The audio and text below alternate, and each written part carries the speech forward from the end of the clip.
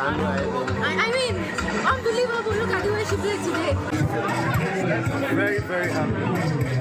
It was not an easy match, but I knew once I keep fighting, I knew I would still through because all of us had 2 matches to play with it, and the zone was to be tougher than my own. All I needed is to keep pushing and focus, and thank God I came out victorious. They took the place of the game to another level. Going forward, we expect more than this because last year what we witnessed wasn't up to this, and this year I think the game has done, and the runners of last year happen to be the winner this year, and going forward we expect something. Really, our focus as a federation is for the younger ones, because the younger ones, that's why we're organizing more tournaments. After this now, we have like 6 weeks of junior international tournaments that we're going to be hosting in Abuja and in Lagos. They are called J5. With that, we'll be able to position the younger players in the state that they will go through development in a proper world-class tournament. So that's the major focus. But for the more elderly ones, the ones that are above 25, for example, they have done their best, and they could only represent Nigeria today for Davis Cup and those kind of tournaments. But we are concentrating again on catching the young ones. That's that we are introducing them to tournaments like this, and they're playing and they're doing very well up to some good levels. So yeah. Good one there to let you have a feel of the CBN Tennis Open, a Senior Open Championship that took place in Abuja. Nonso Madueke, Mary Love Edward, scooping that particular category of men's and women, where the senior boys and girls, rather men and women, rather, they came there and they were able to win. At least also have some wheelchair tennis players who also did well in that competition. It was a weekend full of actions in the EPL, NPFL, not forgetting Serie A, even La Liga. Well, good one for AC Milan and also for Manchester City, where the sky over there in the city of Manchester is now light blue. Good one for them. The citizens actually scooped it. They made it happen. Welcome you on the show, 360 Sport on Trust TV. I am Adeni Ajishafe. Well, we have to quickly start from our home scene now. Let's talk about Bayelsa Queens. While others are doing it in Europe, here in Nigeria, it was a battle between the ladies of Nigeria, NWFL, Nigerian Women Football League, where Bayelsa Queens, they leave the NWFL title. Right now, they're representing Nigeria over there, the Champions League for women this year. Well, they scooped the competition after beating Nasarawa Amazon 2-1 in that encounter. They were able to lead the table among all the 6 teams that participated participated in the competition. Well, Bayelsa Queens actually smiled home with 5 million naira as the winner of this season, and also, as I said earlier, they'll be representing Nigeria in CAF competition for women. Well, the second position, Nasarawa Amazon, they'll be going home with 3 million, and also being a participant in the competition, they are entitled to £1 million naira, as the 6 teams have been offered that amount, 1 million per team. 6 teams participated: Nigeria Tels, Delta Queens, Bayelsa Queens, Rivers Angel, Nasarawa Amazons. They all came. They tried their best, but it was Bayelsa Queens actually won the competition alongside Edo Queens also participated. They were the hosts, but they could not win it after they sacked their coach, Coach Wemimo Matthews, giving you details of how it happened in Benin City in the NWFL. Joining me to talk sport is Abdullahi Kabir. Good to have you, Kabir. At least the ladies did well by winning this. Talking about Bayelsa Queens, they won the competition. At least all of them vied for the title, but it went to the most, let me say, prolific team in the tournament. Yeah, congrats to them. They did very well. Even though Edo Queens were the host, Bayelsa Queens, they did very well there. They've qualified for the CAF competition, and hopefully they'll go there and do well. And the prize money is good, at least as an incentive. It would have been better maybe if they gave them 1 million each, or at least they will share it between themselves. So congrats to Bayelsa Queens. I think that was a very good one for them there. And not to forget that Monday Gift, well, she was able to score 8 goals throughout the competition.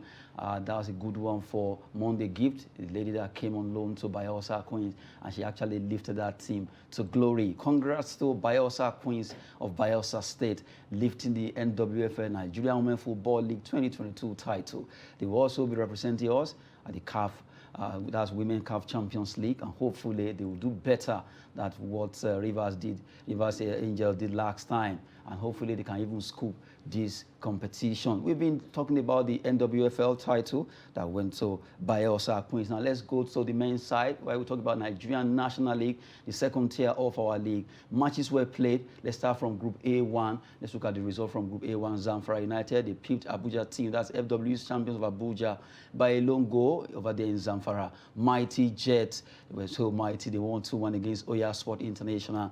Yobe Desert Stars won, El Kanemi won as they shared the spoil there. Looking at the way the table is standing now in Group A1, you see El Kanemi Warriors are topping with 22 points. CTFC of Abuja are second with 21 points. ABS, Mighty Jet in that pecking order, and straight down to where you have the red zone, Zamfara United, FWC champions, and Oya Sport needs to up their game if they really want to remain in the NNL, as they are standing 8, 9, and 10 on the log, while Sokoto, AFCC, Yobe Desert Stars are following El Kanemi, CT, ABS, and Mighty Jet in 1 to 7 on the log there in the Group A1 Northern Conference. And let's look at Group A2, still in the Northern Conference, but this time around, we look at the result first. Kebbi against Kogi ended 2-2 draw there. Doma United, they defeated Malum Fashi 2-0. Adamawa 3, NAF FC of Abuja 1. JM Liberty defeated DMD by a lone goal, as Jigawa Golden Stars also pipped Green Berets by a lone goal. The table in Group A2 shows that, well, from the way it is, all the teams that participated, Doma seems to be the one having an edge there with 12 points, 23 points, I beg your pardon, 23 points after playing 12 matches. Jigawa Golden Stars are second on the log with 19. They share the same with Malum Fashi with also having 19. DMD, Adamawa, Green Beret, Kebbi United, down to Road Safety, having 18 to 14 points, while Kogi United, JM Liberty, and NAF FC, that's Nigerian Air Force Football Club, they have 14, and they have 9. They're in the red zone, and they are struggling to see if they can stay in that particular group. Now let's go Southern Conference now. So we look at the result from the Group B1 of Southern Conference of Nigeria. Jaran Brillas, they actually shared this one against Bende Insurance FC of Benin. Campus lost at home against Van Dresser, and you have FC Bom Youth, they played 0-0 against Gateway United, while Adoration FC against Abeokuta Stormers ended 0-0 in that particular encounter there. Now in Group B1, looking at the way the table is standing, you have Gateway at topping with 26 points, followed by Bende Insurance of Benin with 25, just a point separating them so far. Van Dresser of Lagos are standing third with 20 points, the same point with Ibom Youth of Akwa Ibom State, Adoration FC, Ekiti United, Abeokuta Stormers, Osun United, and Giant Breeders in that pecking order. Well, the red zone have Ikorodu City, Campus FC, and J. Atete from 10 to 12, having 15, 12, and 10 points. And now quickly, let's look at Group B2, still in the Southern Conference. Rovers FC 2-0 against Otasolo FC.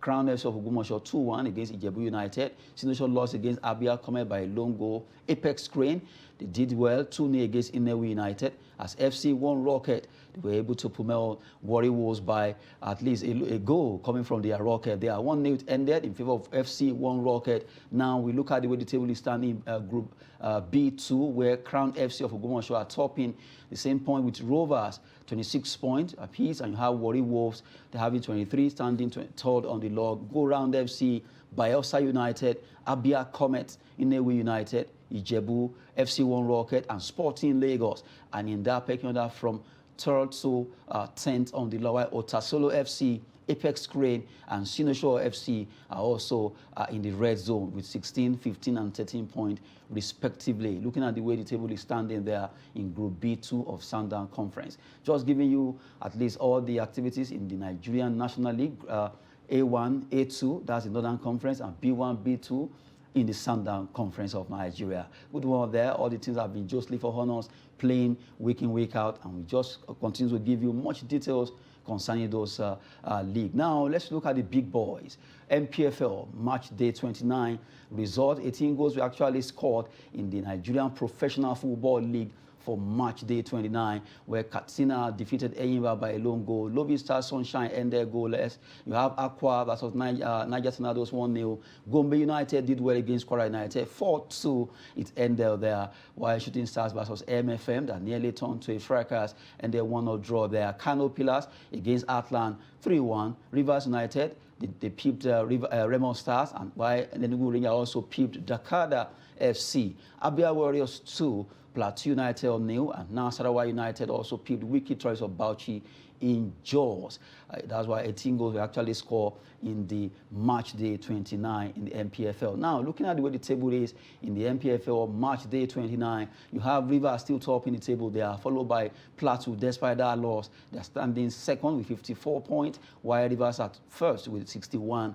Rangers International with 48 points are standing third. Remo Stars, they lost their game. They're standing fourth now. They have 46 points. Aqua United, Kwara United, Enyimba International from 5th to 7th, while 8th to 10 we have Gombe United, Sunshine Stars, Shooting Stars in 41, 39, and 38. Well, the mid-table right now, you still have the likes of Wicked Tourist, at least mountain there, have 38 points alongside Nasarawa United, who defeated them by a lone goal. They have the same point with 38, also, but a -4 and a -5 goal difference from 13 to 16. Abia Warriors, Katsina United, Niger Tornadoes, Lobby Stars in that pecking order. Why the Mesugida boys, they moved down from 19 now. They are standing 17 after their win against Atlan 3-1. It ended. Now they are standing 17 with 32 points, jumping out, although from 19 to 17. Atlan 18 on with 31 points, and you have Jakada and MFM still at the bottom of the table with 30 points and also 28 points respectively. So far in the NPFL, how the table is standing there. Good one for Rivers United, who are really pushing to see if they can make it happen. So they are getting closer. 29 matches so far played. They are going 38, and the league is still open for anyone to win. Looking at the NPFL, they are a good one. If you look at the way NPFL is so very excited this season, because the battle is not just for one team or two. The battle is open to about 4 or 5 or 6 teams that can actually come and still top the table if everything goes well with them. Yeah, Rivers United, you can see they have a bit of a gap there, for like 8 points gap, then followed by the second team chasing them in mid-table. A few surprises and shocks. You see Kano Pillars, who historically they were a big team, they're fighting relegation. Cut it there, they're 1 point above relegation, very surprising. Enyimba, 7th on the log. You see, yeah, Plateau United are doing well. They've gapped Rangers. It's quite looking very competitive, especially if you look at from 3rd to 7th. The gap is just, from 8th actually, the gap is just 6-7 points gap there. So it's very competitive and a few upsets there because I'm quite shocked that Kano Pillars are fighting relegation. That's well, it's even better now. They were 19th on the log before this, and now they've jumped to 17. Hopefully, they're among the big boys in the NPFS. They will get their act together, and they will come around. It's getting better for that team. They've been struggling, but right now it seems they are actually getting their groove back. Hey, let's see what's going to happen in the subsequent matches that will involve all these teams. Match day 29 just spread out there. Well, with 9 matches to go, who wins this league this season is very open for anyone between Rivers, Plateau, not forgetting even Remo, Rangers, Aqua. All of them are battling to see who will win the NPFL for this season. Now, let's go international as we talk about car racing now. Well, this time around, Max Verstappen has been able to at least do it. He did it against all the other stars there as he was able to win his Spanish Grand Prix over there in Spain. Congrats to him and his entire squad of Red Bull. They were able to win ahead of Ferrari, Sergio Perez coming second. And you have Mercedes. Well, from the way it seems Mercedes are not really getting it at all this season. Honestly, they're struggling this season. I don't know what's going on in Hamilton, it really hasn't been his year. Even though they're third, they still a gap, they can still catch up. But this season, he hasn't started well at all. He finished 5th yesterday. I don't know what's really going on with him. Maybe it's his teammates, he changed his former teammates. But Verstappen, that guy, I don't know, he's just going on and on and on. He's now topping the log. Before it was Leclerc, Ferrari, but now he has really gotten back on his groove. So Verstappen is really the best at the moment. Yeah. And you look at that race, although it was at least one mistake had to happen for someone to win an event. But Leclerc, it was almost, if you look at it from the beginning, it was being tipped because so far this season, Leclerc has been fantastic for Ferrari, but he couldn't just get it right, and he just had to give way for Max. Yeah, Leclerc started the season very well. Actually, Ferrari, they've gotten back after a few years. Mercedes were dominating, then Red Bull came on, but now Ferrari are back on their groove. Leclerc, he really started the season well. A young driver like Max as well. I don't know, would you say like age is catching up with Hamilton, maybe? I don't think it's about age. I think it's about psychology now. Yeah. Psychologically, Hamilton seems not to be in this season at all so far. Honestly, I don't know what's going on. Maybe behind the scenes, A lot of issues that have to do with Mercedes engine, Mercedes car, everything, and also administration. Not forgetting the fact that Formula One are also having their issues where he was being told he cannot do this, cannot do that. A lot of issues are actually affecting Lewis Hamilton, and he just has to get his act together. Yes, it's good to pursue dreams or you have plans to actually win, to beat Michael Schumacher. And the more you pursue these dreams, at times actually distract you. Look at Serena Williams trying to see how she can at least beat that record set by Margaret Court in tennis. And since she has that on her face or eyes, she has not been able to do. All she needs to do is concentrate, just play your game. If you beat that record, good. If you don't, continue to, at least you are one of the legends when it comes to tennis. So the same thing happening to Lewis Hamilton in this car race. He needs to just focus on, okay, let me just win my race, not to beat record of Michael Schumacher. The pressure, is on him. And the way last season's race finished, like the circumstances, the way like the controversy surrounding it, I think that has really affected him, maybe his confidence. But yeah, hopefully he can get his act together and break Schumacher's record. It would be a huge achievement, honestly. Well, the big one that actually happened over the weekend, a lot of people were waiting. Who will win between Mancity and Liverpool? Well, they came from behind against Aston Villa. Congrats to Manchester City. They makes it 4th. Wow, what a game. Honestly, at some point I was thinking they've thrown the game away or something. They scored 3 goals in 6 minutes to win the league. Honestly, congratulations to them, well deserved throughout the season. Like you said, the 4th one in 5 years for the manager. Despite all his criticisms about his Champions League record, he has done it in the league, he has proved himself. So Man City, honestly, huge achievement. They're the main team in Manchester at the moment, so the other team are irrelevant, unfortunately. So, but yeah, Man City, very, very, very well done to them. Well deserved, I believe. Congrats to them for the fact that they were able to win it after the 2-horse race that happened throughout the season between Manchester City and Liverpool. Other teams were behind, but they did it in style against Aston Villa, who almost made just turned the table for them. But well, that's good for Man City. They came from behind, and good for Ike Goldohan, who was able to turn this around for that team. Congrats to Manchester City. As it happened in EPL, it's also happened over there in Italia Serie A as AC Milan, after 11 years wait, they were able to win the Scudetto, a triumph for Zlatan, Steven Pioli, all of them celebrating that win over there in the city of Milan. Honestly, very happy for AC Milan. I have 11 years. Like, imagine being 11 years without winning the league. They're finally back. You know, within those 11 years, Mancity they won 4 now. Within those 11, a lot of things have actually changed. Juventus were the dominant force, but last season Inter Milan won it. But AC Milan is great to see they're back. You know, historically AC Milan have always been a big club in Italy. You know, days of Kaká, Shevchenko, Maldini. But recent years they've been falling behind, in decline. But it's like they're back now. Hopefully they can build from this. Next season, the Champions League, you can see what they will do there. It was a battle between the two. The same way it just happened in England. You look, Inter Milan were trailing and hoping that maybe the last day will be a day that they will be able to get it right, but it wasn't. It went to the red side. Honestly, it did. That Stefano Pioli is a really good manager. You know, it's very young side, young players there. Zlatan, like you said, he came back at his age, like 40 or something. He's still winning stuff. Great to see Milan back, the 2 Milan clubs, honestly, because Juventus have been dominating for years. But it's great to see the 2 Milan clubs back, and hopefully next season the Champions League Italian teams will have something to say too. Good one for the team called Rossoneri's. AC Milan, they were able to win in style, just the way Mancity did in England, ahead of the Nerazzurri's. Inter Milan winning that game over there, and congrats to them. AC Milan are champions in Italy. Now, before we go, let's talk about the man that's right now, the story has been generating a lot of heat here and there. Kylian Mbappe to earn 154 million sign-off fee at PSG. Well, he actually dished Los Merengues at Real Madrid over the weekend after announcing that he will be staying with his club, PSG. Well, but I think here a lot of people are looking at money. Yes, it was a big factor for him not to move, and also he's considering, okay, let me just stay. Although he dashed the hope of not only Real Madrid, also La Liga. La Liga are looking at getting a big signing, a Marquis signing, but it didn't happen. Honestly, that really surprised me. I don't know. I was thinking, would you really question his ambition, like as a player?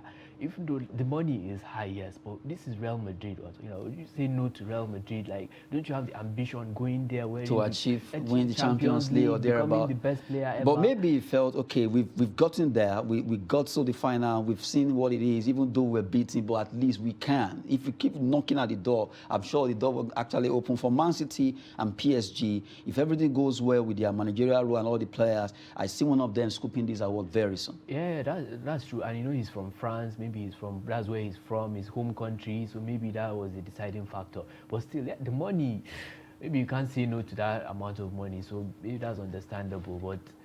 But Mbappe, like, honestly, as an ambitious player, I would say you go to Real Madrid. Now test yourself with the big boys in the big league, no French league that you'll be winning 6-0 every weekend. But who knows?